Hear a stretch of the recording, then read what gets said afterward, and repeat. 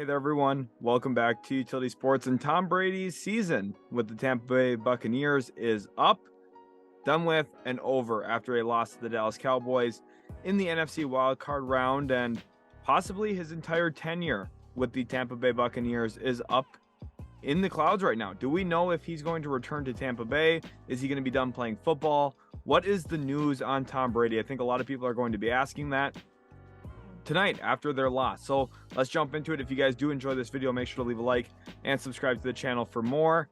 Let's look at Tom Brady's resume real quick. Assuming maybe he's done, right? Maybe this is the last game he's ever played on his career. Here's some important numbers for you.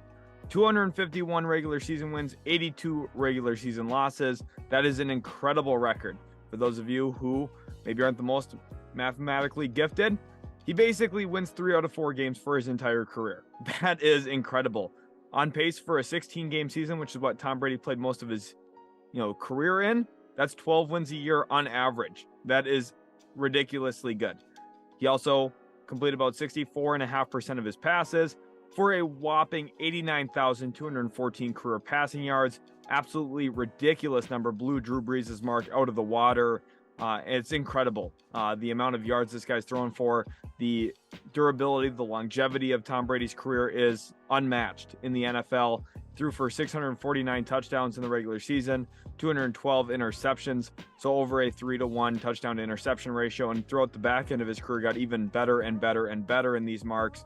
He's a 7-time Super Bowl champion. Of course, that's why he has perhaps the biggest following in NFL history as an individual player. He is a fan base all on his own, which is incredible. 15-time Pro Bowler, incredible mark there as well. 3-time All-Pro, 3-time MVP. And of course, in those 7 Super Bowl wins, he was named Super Bowl MVP 5 times. One of his Super Bowl losses, he threw for over 500 yards. People still love to blame him, make fun of him, even despite that. I think Tom Brady's one of the most hated athletes of all time. He's also one of the most beloved athletes of all time. There's definite polarity between those two sides there. And Tom Brady, if he does end up calling it quits, look at this resume. This is an incredible, unmatched resume. And what my opinion is the greatest of all time when it comes to playing on a football field. We've never seen somebody win 7 Super Bowls like him. 5-time Super Bowl MVP, the longevity, the durability, like I talked about earlier. The career marks are incredible and quite frankly insane. But the question is, what's next for Tom Brady? And of course, I chose this picture on purpose. Recently getting divorced from supermodel Giselle. What's really the next step in Tom Brady's life and career? Remember last year he stepped away from football, came back rather quickly into that decision, seemingly not wanting to stick into retired life. So it makes you want to know, now that he's divorced, doesn't necessarily have to worry about what the wife thinks anymore. Does he want to continue playing, or maybe is he done for real this time? There's those two options, option A and option B, which option B has a lot of sub options, which is probably why you're watching this video. Let's get into option A real quick. It's retirement. He's got the money, he's got the fame, he's got that gold jacket on lock. There's no question that Tom Brady retires right now. He's a first ballot Hall of Famer, probably, in my opinion, just like many others, probably the greatest to ever play. So retirement seems like a pretty easy choice for him at this point. He could just hang it up, and I don't think anyone would hold anything against him. He's been such a good, successful pro. Like I've said multiple times in this video, the best to ever do it, in my honest opinion. But option B is where it's really fun. He keeps playing football, and I think that's what's going to happen. I do not see Tom Brady retiring. He's into his mid-40s, and I think he can go for a few more years. I know this year with Tampa wasn't as good as many would have hoped. He went 8-9 in the regular season. A disappointing year for sure for him. But he has won a Super Bowl. He's won multiple playoff games with Tampa Bay. I think his movement from New England to Tampa is definitely justified. Remember, Bill Belichick and the New England Patriots still have yet to make the playoffs since Tom Brady's departure. So I definitely think he's vindicated himself as an individual quarterback and not just a system QB. I do think the decision to make Todd Bowles the starting quarterback the head coach, was rather questionable. Just looking at his tenure in New York and kind of everything we've seen, I don't think that he's necessarily a great head coach, and I think Tampa Bay suffered for that. But team number one still, the top team that you have to consider him playing for this next season would be the Tampa Bay Buccaneers. They're the team that he knows best right now. He spent the last 3 seasons with this team. He's ultimately, came back to this team after deciding to retire. Now, last offseason, I said it to my co-creator and my best friend that I thought he's coming back to Tampa Bay so he can hit free agency and expire that final year of his contract. That's what I thought was happening. Everyone else seemed a little questionable about my take there, but now we're heading toward the offseason and, well, he's going to be a free agent. Tom Brady has the leniency and the ability to decide to go somewhere else. And unfortunately for Buccaneers fans, I think Tampa Bay is not where Tom Brady's going to be playing next season. I think he's played his last snap, not in the NFL, but with the Tampa Bay Buccaneers, which makes people wonder, does he return to New England to play with the New England Patriots? Obviously, he has a very, very great relationship with Robert Kraft. I think his relationship with the owner is super important in a potential reunion with New England. And I think his relationship with Bill Belichick is stronger than a lot of people assume. I think that they worked together for so long that there's so much respect between those two guys that even if they don't always agree, and usually those flare-ups are what people point to, it's really hard to work with someone for 20 years. Tom Brady and Bill Belichick did that, and they found a lot of success doing that against the competition, against the field. So I'm not going to rule out a New England Patriots return, although I don't think this is the most likely on the list. I think that they're a team that is seriously in the consideration here. I don't think Mac Jones has lived up to first-round hype that we've seen him receive since being drafted from Alabama. He has up and down performances. Every quarterback does, but I think it's a little bit less consistent than what the Patriots were hoping to see through 2 seasons. There's going to be a pretty consistent theme here through the 6 teams I have highlighted, and we'll talk about every other team just kind of generically at the end of the video. There's need for quarterback. Tampa Bay still needs him. Kyle Trask is not a starting quarterback in the NFL. New England needs him a little bit less than Tampa, but I think New England's more of an attractive destination for Tom Brady to return to. Although the Las Vegas Raiders, I think at team number 3 is maybe an even more attractive destination. Really big market. Vegas obviously did not have the year they were hoping to this year. Derek Carr is a sitting duck at quarterback right now. He will be traded or cut at some point from the Vegas Raiders. If he's traded, it means they have assets coming in, which makes them even more attractive. The one big concern, though, is that offensive line. Their offensive line is not very good. And I think for Tom Brady to want to play there, he's going to need to see some improvements made, whether that's through free agency or through the NFL draft. Of course, the tough thing here, though, is he's going to have to make his decision to sign there likely before the draft comes around. So he's going to, need good faith. But his relationship with Josh McDaniels is going to be a driving force in a potential move from Tom Brady to Las Vegas. A few years ago, it was rumored that John Gruden in Vegas was already in on him. Of course, that means their owner had probably had some communication with Tom Brady throughout the free agency process before Tom ultimately chose to go to Tampa Bay. Like I said earlier in the video, that decision was vindicated by winning a Super Bowl and being a really good team the last 3 years. 3 playoff appearances in that time, 1 Super Bowl win. You'll take that any day of the week. But number 3 here, Vegas, I just think that there's some pulling factors. You have the coach that he's worked with in the past as his offensive coordinator. You also have Devontae Adams. You have Darren Waller. You have a pretty confident defense with one of the best defensive players in the NFL in Max Crosby. The O-line, though, is in shambles. They need to figure something out to fix that. Josh Jacobs was an all-pro running back this year. Very difficult situation on him right now because they did not take up that 5th-year team option. And because of that, he's now an impending free agent as well. So I think Vegas has some question marks.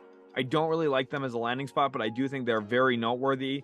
In fact, I think Vegas prefers the Las Vegas Raiders as the number 1 option right now in terms of sports betting about a potential landing spot for Tom Brady. I can see it, although I don't think it's as likely as everyone else seems to think. Number 4, and this is where a lot of people are going to have a lot of buzz. The Miami Dolphins, very, very popular team. In fact, one of the biggest fan bases, I believe, in terms of social media following and kind of the city region that they fit in. I think one thing's very clear. Tom Brady likes the warm weather. I do think he liked living in Tampa Bay, specifically with how much more we kind of heard from him and saw from him on social media in general. It just seemed like he was kind of happier being out of New England and being in a warmer environment, a more, social media friendly environment, honestly. I think Miami could give him that, very big market team. in terms of the fan base, the following that they have. I also think that the team is ready to win. That's a really important factor you have to consider. And a lot of people are going to say, whoa. They have Tua Tagovailoa. Yes, I know they do. Tua Tagovailoa is a very solid quarterback, especially when he's healthy. But that's where that big concern is, right? Miami's season ultimately collapsed because of some really bad injury luck for Miami, specifically at the quarterback position. And it's not like, our guy broke his finger and he's going to be back in 2 months. No, he suffered 2 concussions this year. And those 2 concussions could be something that linger with him throughout his career. For anyone who knows, someone who's concussed makes it more likely to get concussed again and again and again and again in the future, to something that could potentially become career debilitating for Tua Tagovailoa. So this is a very interesting situation for Miami, in which you would probably trade Tua away, probably net pretty decent draft assets for him. Now, of course, they do not have their own first-round pick this year, but they do have a very good defense. They traded for Bradley Chubb last year during the trade deadline. And they've got awesome wide receivers. Jalen Waddle, Tyreek Hill, Mike Gesicki's a very solid tight end. Their offensive line, Teron Armstead, very good left tackle pickup for them. They've got some nice pieces. I still think they would have to do a little bit more work on the offensive line. But for the most part, the team's kind of set. They just need a consistent, stable quarterback. And over the last 20, 25 years, Tom Brady's been that. He's been the most stable, consistent quarterback in the NFL. He could turn this team into a perennial contender, at least for the next year or two, considering how long of a contract he would look to sign. My guess is it would be a 2-year deal, roughly around $45 to $50 million. Team number 5, and I'm a Jets fan, and I've been saying this for years. In fact, I've been saying it for 5 years. Back with my co-creator, he would attest to this. I've been saying for a very long time that Tom Brady's going to end up being a New York Jet. And a lot of people would never believe me, and I still feel like people don't believe me right now. Out of all the teams listed so far, which team is probably the most QB needy, QB hungry, and a team that you can really say, hey, if they had a really good quarterback this past year, they go from being a team that misses the playoffs to maybe a really dangerous team come playoff time? I think that answer is clearly the New York Jets, who Zach Wilson's a bust. Probably trade him for, maybe a late day 2 or day 3 pick right now, just given the fact that he's not lived up to hype, but maybe some teams willing to buy on the potential that we saw out of BYU when he was coming in. Mike White's not the answer. I know Jets fans really like Mike White. He's not a franchise savior. Tom Brady, I think, could be. Look at Tampa Bay. This team had not been anything for a very, very long time. And this is almost the Jameis Winston situation 2.0. Former top pick, not really panning out, career going up and down, loses kind of the fan base, and the team's willing to move on. I think that's Zach Wilson. I think the Jets are ready to move on from him. I know Robert Saleh, everything he says is contradictory to that. What is he supposed to say? He has to say that they want to make it work with Zach Wilson. He has no other option but to say that when microphones and cameras are pointing at him. He has to say the politically correct thing. Otherwise, he loses Zach Wilson completely, and then the Jets have to for sure trade him, and they don't have any options. The best option, though, is signing Tom Brady, because Lamar Jackson's going to get franchise tagged by the Baltimore Ravens. Trading for Derek Carr is not the direction that the Jets need to take, in my opinion. Signing Tom Brady, using cap space is the best way to go about this. Now, to get there, they would have to make a couple moves. You look at some of the cap hits on this team. There's guys that would make some sense to move off of, given their dead cap number compared to their actual cap hit. There's guys that they could release or restructure with to open up money for Tom Brady, and I think it would make a lot of sense. I think the Jets are a quarterback away and some health away from being a team that I could arguably see being a really, really dangerous team in the AFC. Now you're in Josh Allen's division, so this isn't super easy. We've seen 3 AFC East teams listed, though, through 5 here with the, of course, Patriots at number 2. We've talked about the Miami Dolphins at team number 4, and team number 5 is the Jets. Jets, in my opinion, are the best landing spot for Tom Brady. He walks in as the clear number 1 guy, no questions asked. There's no quarterback drama. There's a fan base clamoring for a quarterback, and it's a fan base that got beat up by Tom Brady for nearly 20 years. I don't think they'd have any complaints about bringing in Tom at all.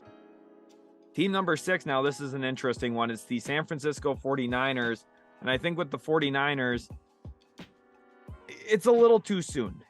Trey Lance was supposed to be the starter this year. He gets hurt very early on in the season. And basically, he's still a big question mark. They don't really know what Trey Lance is yet to this point. And one thing about San Francisco, this team's still playing in the postseason as I record this video. Brock Purdy's been a pretty positive light for them, stepping in as their third quarterback to start this season. Jimmy Garoppolo, of course, underwent his own surgery and injuries this season. So they've got 3 quarterbacks on the roster right now. I think that more things have to happen for San Francisco to kind of open themselves up to this chase compared to teams like the Jets and the Miami Dolphins and the Las Vegas Raiders, who I think are just in more favorable positions right now to go out and make a splash by signing Tom Brady. I think the 49ers here have more questions about what their own quarterback room looks like before they can get to that spot where Tom Brady becomes a real priority for this team. But I do think with Shanahan, Deebo Samuel, Christian McCaffrey, this team would be probably the favorite to win the Super Bowl if Tom Brady were to sign there, which is why they are still for sure worth mentioning in the potential Tom Brady chase that we could see come March. Now let's look at the other 32 NFL teams. And I think it's interesting to note Sean Payton. He's basically a free agent head coach right now. The Saints are going to, essentially trade him to whatever team would like to hire him, assuming one or multiple of his interviews do go well, which I would assume they do. His record speaks for itself. So I think, and it's really important to note here, that a Sean Payton, Tom Brady duo would be a very intriguing move for a team. Right now, a team, say like Houston, who is interviewing Sean Payton, supposedly that interview went fairly well. If Sean Payton's traded to the Houston Texans, who really don't have a quarterback right now, and the second overall pick in the draft, what they could potentially line themselves up to do is trade for Sean Payton. They have picks 2 and 12, assuming that they would trade a round 2 selection for him. I think it would be too rich to give up 2 or 12 in a move for Sean Payton. Not that he's not worth it. He's an all-time great coach, but you want those to still build up your roster. You sign Tom Brady. You use those picks well, maybe draft, say, Jalen Carter, Will Anderson, and then at pick 12, you come back and draft maybe a top-end wide receiver. A guy like Jordan Addison could make some sense. The Texans could definitely be in business. They still have Brandon Cooks, who I know doesn't want to be a part of a rebuild. Well, if you sign Tom Brady and you hire Sean Payton, you're no longer rebuilding. Your team's probably going to be good. Arizona, let's go left to right here at the top. Arizona doesn't make sense. Kyler Murray, even with the injury, is not going to happen. Atlanta, kind of a sleeper, but I don't think it's going to happen. I just would be kind of surprised. Baltimore is out of the question here. Buffalo and Baltimore not going to happen. Carolina, I just don't see that. I would be kind of shocked if that were to happen. Chicago's a definite no. Cleveland, Cincinnati are definite no's. Dallas is a definite no after knocking Tom Brady out of the playoffs. Denver, there would need to be something crazy happening with Russell Wilson and his contract. Detroit's a no. Green Bay is kind of not a no if Aaron Rodgers were to be traded, but I think there's a lot that would have to happen there for something like that to materialize. So likely no. Houston, I think, is actually kind of a likely possible yes. Indianapolis is for sure a team that would love to have Tom Brady. They've been signing all these old guys. Tom Brady's even older than all the guys that they've signed, so they definitely love that. Jacksonville, Kansas City, both knows. Vegas, we've already talked about. The Chargers, definite no. The Rams, definite no. Miami is behind Sean Payton's head. That's a no. Minnesota's a no. New England, possible yes. New Orleans, I think, would be a possible yes as well. But like I said, with kind of Atlanta and Carolina, I just don't know if I see another NFC South team being the landing spot here for Tom Brady. The Giants, I think, depending on what happens with Daniel Jones, a lot of credit to him and to Brian Daboll for the season that they've had. If Daniel Jones goes out and gets a big contract from another team, do the Giants just look at themselves and say, well, shoot, we don't have Daniel Jones anymore if he gets a big contract somewhere else, if they're not willing to franchise tag him? Do they just kind of roll with Tom Brady and say, okay, well, Tom, you're going to be our little Band-Aid for a year? I don't see it, but maybe. Jets, we talked about. The Eagles are a no for sure. The Steelers, I just don't think it's going to happen. It wouldn't be the worst thing, but I just would be kind of surprised by it. San Francisco, we talked about. Seattle's a no at this point, I would have to guess. Tampa Bay, I just don't think he's staying. Tennessee, not a terrible fit, especially if they still had A.J. Brown, but they don't, so I don't like it. Washington's kind of a sleeper here. They have a really nice defensive line, obviously. That's where they get a lot of their credit, but they do have a ton of playmakers, too, in terms of guys like Antonio Gibson, Terry McLaurin, Curtis Samuel, Jahan Dotson, who I thought was a really good pick for them last year. They've got options, right? So I think there's more teams than what I really talked about in this video in terms of the 6 teams I specifically mentioned. But I think that, the list isn't as big as a lot of people would assume for probably the best player to ever play quarterback in the NFL. Hopefully you guys did enjoy this video. If you did, make sure to leave a like and subscribe for more. Also, comment down in the comment section below where you think Tom Brady will play next season. I read every single comment, so I'd love to hear your guys' thoughts on the Tom Brady situation. Thanks guys so much for watching, and we'll catch you in the very next Utility Sports video.